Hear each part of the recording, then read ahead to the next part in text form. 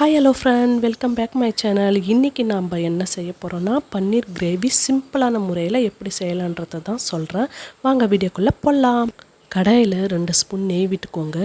இதோடு சேர்த்து கொஞ்சம் மிளகாய் தூளும் கொஞ்சம் சால்ட்டும் போட்டு அப்புறம் கட் பண்ணி வச்சு இருந்த பன்னீரையும் நல்லா போட்டு வதக்கி எடுத்துக்கோங்க. எதுக்கு இந்தமாரி செய்கிறோன்னா பன்னீர் ரொம்ப சாஃப்டாக நல்ல கிறிஸ்பியாக இருக்கிறதுக்காக இப்படி செய்கிறோம்.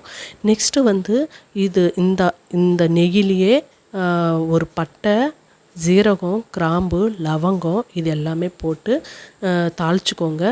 இது தாளிச்சதுக்கப்புறமா ஒரு பெரிய சைஸு வெங்காயம் நான் கட் பண்ணி வச்சுருந்தேன். அந்த வெங்காயத்தை இதோடே போட்டு ஆயிலெலாம் எதுவுமே ஊற்ற தேவையில்ல, இது கூட நல்லா கிளறி விட்டுக்கோங்க. இது நல்லா கிளறினதுக்கப்புறமா என்ன பண்ணுறீங்கன்னா ஒரு மீடியம் சைஸ் தக்காளி பழத்தை கட் பண்ணி அரைச்சி வச்சுக்கோங்க. அரைச்சி அது கூட ஒரு கப்புன்றது சின்ன கப்புங்க. கொஞ்சம் தயிர் கொஞ்சமாக ஊற்றணும், இல்லைன்னா புளிக்க ஆரம்பிச்சிடும். ஓகேங்களா? அதையும் தக்காளி பழமும் சேர்த்து நல்லா அரைச்சிக்கிட்டேன். இது கூட கடலை மாவு இருக்குங்கள்ல, அதை இந்த வெங்காயத்தை கூடயே நான் போயிட்டு நல்லா இது பண்ணிக்கிட்டேன். எதுக்கு கடலை மாவு போடுறேன்னா கிரேவி நல்லா கட்டியாகிறதுக்காக கடலை மாவு.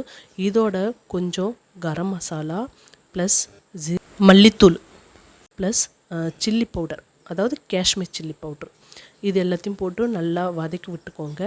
வதக்கி விட்டதுக்கப்புறமா அரைச்சி வச்சுருந்தோம்ல தக்காளி பழமும் தயிரும், அதை எடுத்து இதோட சேர்த்துக்கோங்க. நல்லா இது சேர்த்து நல்லா வதக்குங்க. நல்லா வதங்கினதுக்கப்புறமா அதோட கொஞ்சம் தண்ணி விட்டுக்கோங்க.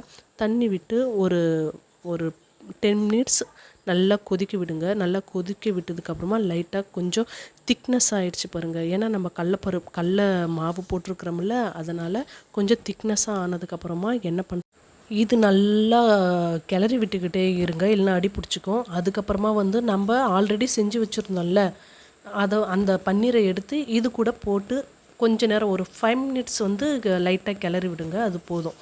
ஓகேங்களா? இப்போ பாருங்கள், பன்னீர் ரெடி. ரொம்ப சிம்பிளான டைப்பு, சூப்பராக இருக்குங்க.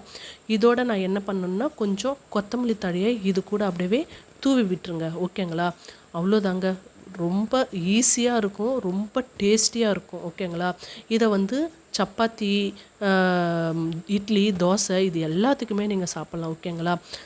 இந்த வீடியோ பிடிச்சிருந்தால் லைக் பண்ணி சப்போர்ட் பண்ணுங்கள். பாய்.